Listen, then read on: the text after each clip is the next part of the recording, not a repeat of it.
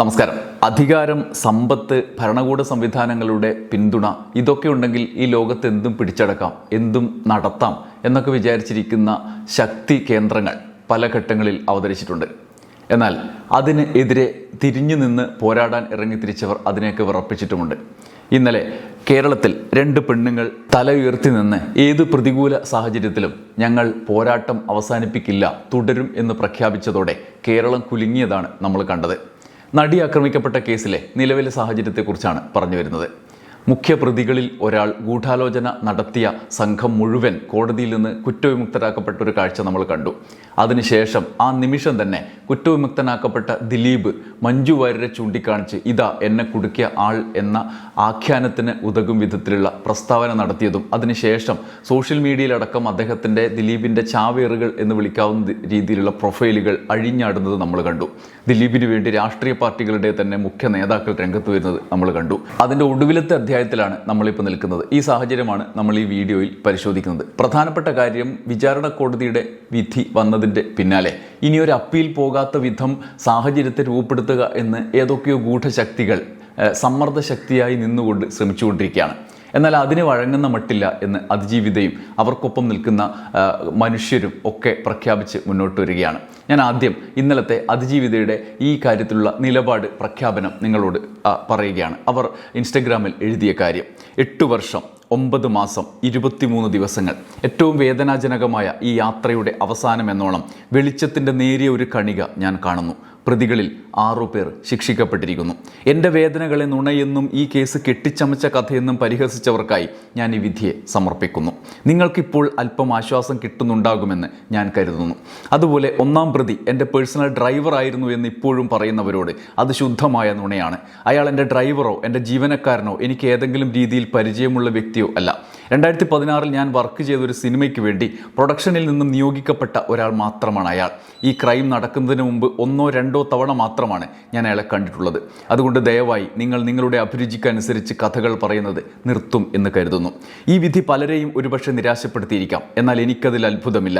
2020 അവസാനം തന്നെ ചില അന്യായമായ നീക്കങ്ങൾ എനിക്ക് ബോധ്യപ്പെട്ടിരുന്നു. കുറ്റാരോപിതരിൽ ഒരാളുടെ കാര്യത്തിലേക്ക് അടുക്കുമ്പോൾ മാത്രം കേസ് അതുവരെ കൈകാര്യം ചെയ്തു വന്ന രീതിയിൽ നിന്ന് മാറ്റം സംഭവിക്കുന്നു എന്നത് പ്രോസിക്യൂഷനും മനസ്സിലായിരുന്നു. കഴിഞ്ഞ കുറച്ച് വർഷങ്ങളായി എനിക്ക് ഈ കോടതിയിൽ തീർത്തും വിശ്വാസമില്ല എന്ന് പറഞ്ഞുകൊണ്ട് ഞാൻ പലതവണ ബഹുമാനപ്പെട്ട ഹൈക്കോടതിയെയും ബഹുമാനപ്പെട്ട സുപ്രീം കോടതിയെയും സമീപിച്ചിരുന്നു.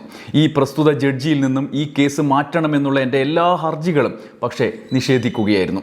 അതിൻ്റെ വിശദാംശങ്ങൾ അവർ ഈ പോസ്റ്റിൽ തന്നെ ചേർക്കുന്നുണ്ട്.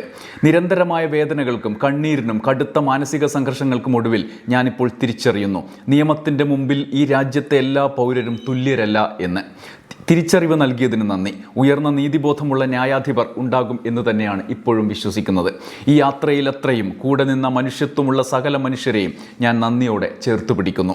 അതുപോലെ അധിക്ഷേപകരമായ കമൻറ്റുകളും പണം വാങ്ങിയുള്ള നുണക്കഥകളും ഉപയോഗിച്ച് എന്നെ ആക്രമിക്കുന്നവരോട് നിങ്ങൾ അത് തുടരുക, അതിനാണ് നിങ്ങൾ പണം വാങ്ങിയിരിക്കുന്നത് എന്ന് പറയുന്നു അവർ ഫേസ്ബുക്ക് പോസ്റ്റിൽ. പിന്നീട് അവർക്കുണ്ടായ വിചാരണ കോടതിയിലെ ദുരനുഭവം അവർ വ്യക്തമായി പറയുകയാണ്. ഈ ട്രയൽ കോടതിയിൽ എൻ്റെ വിശ്വാസം നഷ്ടപ്പെടാൻ കാരണമായ കാര്യങ്ങൾ: 1.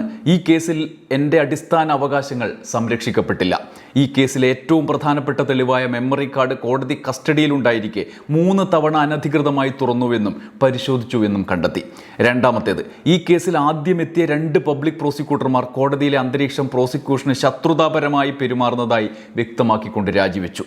അവർ ഇരുവരും എന്നോട് വ്യക്തിപരമായി പറഞ്ഞത് ഈ കോടതിയിൽ നിന്ന് നീതി പ്രതീക്ഷിക്കേണ്ടതില്ല എന്നാണ്. അവർക്ക് ഈ കോടതിയിൽ പക്ഷപാതമുണ്ടെന്ന തോന്നൽ ഉറപ്പായതിനാലാണ് അത്. 3. മെമ്മറി കാർഡ് അനധികൃതമായി കൈകാര്യം ചെയ്തതുമായി ബന്ധപ്പെട്ട് സമഗ്രമായ അന്വേഷണം നടത്തണമെന്ന് ഞാൻ പലതവണ ആവശ്യപ്പെട്ടു. എന്നാൽ അതുമായി ബന്ധപ്പെട്ട അന്വേഷണ റിപ്പോർട്ട് ആവർത്തിച്ച് ആവശ്യപ്പെട്ടിട്ടും നൽകിയിരുന്നില്ല. പിന്നീട് ഹൈക്കോടതി നിർദ്ദേശപ്രകാരം മാത്രമാണ് നൽകപ്പെട്ടത്.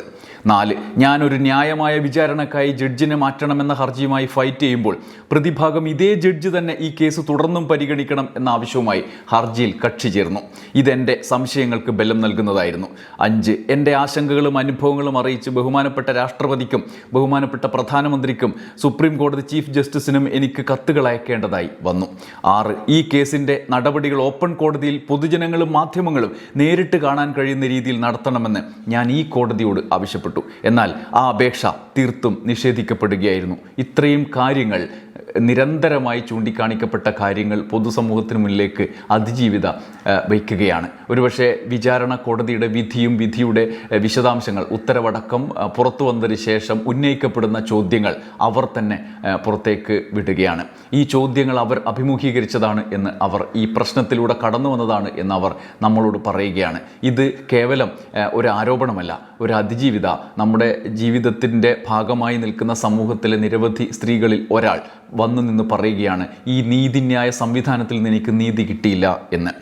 ഒടുവിൽ അവർ പറയുന്നുണ്ട്, so many people have inspired me to be nothing like them, thank you for all the lessons എന്നാണ് അവർ ഫേസ്ബുക്കിൽ ഇൻസ്റ്റഗ്രാമിൽ കുറിച്ചത്. ഒരുപക്ഷെ ഇന്ത്യയിൽ തന്നെ അത്യാസാധാരണമായൊരു കേസ്, ഓടുന്ന വാഹനത്തിൽ തട്ടിക്കൊണ്ടുപോയി ബലാത്സംഗം ചെയ്ത കേസ്. ആ ബലാത്സംഗത്തിലെ പ്രതികൾ കുറ്റക്കാരാണെന്ന് വിധിച്ചിട്ട് കണ്ടെത്തിയിട്ട് ആ പ്രതികൾക്ക് ഏറ്റവും മിനിമം ശിക്ഷ കൊടുത്ത ഒരു കോടതി.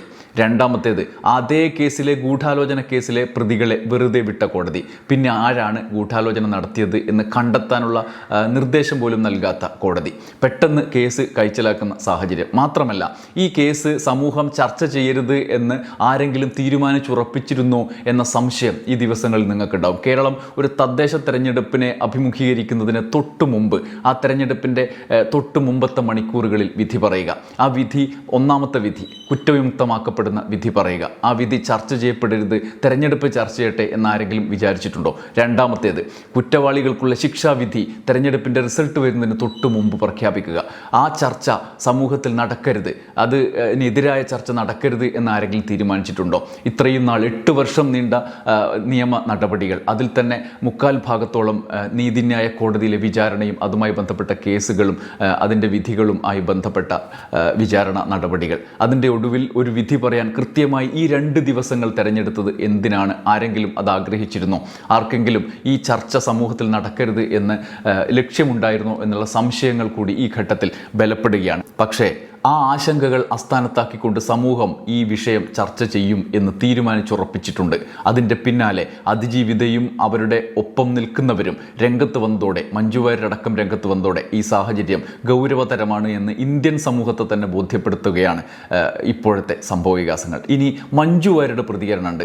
8ാം പ്രതി കുറ്റവിമുക്തനാക്കപ്പെട്ടതിൻ്റെ തൊട്ടു പിന്നാലെ കോടതി വരാന്തയിൽ വെച്ച് ചൂണ്ടിക്കാണിച്ചതാണ്, അതാ എനിക്കെതിരെ നീങ്ങിയ ആൾ എന്ന് മഞ്ജു വാര്യരുടെ പ്രസംഗം ചൂണ്ടിക്കാണിച്ചുകൊണ്ട് പറഞ്ഞത്. അതിന് പിന്നാലെ അത്യസാധാരണമായ വിധം അദ്ദേഹത്തിൻ്റെ അനുയായികൾ, ആരാധകർ എന്നൊക്കെ പറയുന്ന ചാവേർ കൂട്ടം സോഷ്യൽ മീഡിയയിൽ അറ്റാക്ക് ചെയ്യുന്നുണ്ട്. അതിനെക്കുറിച്ച് പറയുന്ന ഓരോരുത്തരെയും തെരഞ്ഞുപിടിച്ച് അറ്റാക്ക് ചെയ്തത്. ന്യൂസ് അറ്റ് ഹൗസിൻ്റെ പിന്നാലെ നിങ്ങൾ കമൻറ്റുകൾ നോക്കിയാൽ മനസ്സിലാവും. അപ്പോൾ പിന്നെ ഇവരുടെയൊക്കെ അവസ്ഥ എന്താണ്? എന്തായാലും മഞ്ജു വാര്യരും അങ്ങനെയുള്ള അറ്റാക്കുകളൊന്നും തളരില്ല എന്ന് പ്രഖ്യാപിച്ചുകൊണ്ട് അവർ ഒരു നിലപാട് വ്യക്തമാക്കിയിട്ടുണ്ട്. മഞ്ജു വാര്യർ പറഞ്ഞത് ഇങ്ങനെയാണ്: ബഹുമാനപ്പെട്ട കോടതിയോട് ആദരവുണ്ട്, പക്ഷേ ഇക്കാര്യത്തിൽ നീതി പൂർണ്ണമായി നടപ്പായി എന്ന് പറയാനാവില്ല. കാരണം കുറ്റം ചെയ്തവർ മാത്രമേ ഇപ്പോൾ ശിക്ഷിക്കപ്പെട്ടിട്ടുള്ളൂ. ഇത് ആസൂത്രണം ചെയ്തവർ അതാരായാലും അവർ പുറത്ത് പകൽ വെളിച്ചത്തിലുണ്ട് എന്നത് ഭയപ്പെടുത്തുന്ന യാഥാർത്ഥ്യമാണ്. അവർ കൂടി ശിക്ഷിക്കപ്പെട്ടാലേ അതിജീവിതയ്ക്കുള്ള നീതി പൂർണ്ണമാവുകയുള്ളൂ. പോലീസിലും നിയമ സംവിധാനത്തിലും ഞാൻ ഉൾപ്പെടെയുള്ള സമൂഹത്തിനുള്ള വിശ്വാസം ദൃഢമാകാൻ അതുകൂടി കണ്ടെത്തിയേ തീരൂ. ഇത് അവൾക്ക് വേണ്ടി മാത്രമല്ല, ഈ നാട്ടിലെ ഓരോ പെൺകുട്ടിക്കും, ഓരോ സ്ത്രീക്കും, ഓരോ മനുഷ്യർക്കും കൂടി വേണ്ടിയാണ്. അവർക്ക് തൊഴിലിടങ്ങളിലും തെരുവിലും ജീവിതത്തിലും സധൈര്യം തലയുയർത്തിപ്പിടിച്ച് ഭയപ്പാടില്ലാതെ നടക്കാൻ കഴിയുന്ന സാഹചര്യം ഉണ്ടായേ തീരൂ. അന്നും ഇന്നും എന്നും അവൾക്കൊപ്പം എന്ന് മഞ്ജു വാര്യർ പ്രഖ്യാപിക്കുന്നു. ഇതാണ് ഞാൻ തുടക്കത്തിൽ പറഞ്ഞത്. ഇവർ നിവർന്നു നിന്ന് മുന്നോട്ട് വന്നപ്പോൾ വീണ്ടും നമ്മൾ കുലുങ്ങി, നമ്മുടെ ഭൂമി കുലുങ്ങി എന്ന് പറയാൻ കേവലമായ അതിശയോക്തിക്കപ്പുറത്ത് നമ്മുടെ നീതിരഹിതമാണ് ആയ സമൂഹമാണോ, നീതി നൽകാത്ത നീതിന്യായ സംവിധാനങ്ങളാണോ എന്ന് ആശങ്കപ്പെടുന്ന ഓരോ മനുഷ്യൻ്റെയും ഉള്ളിലെ കുലുക്കമാണ് നമ്മൾ കണ്ടത്.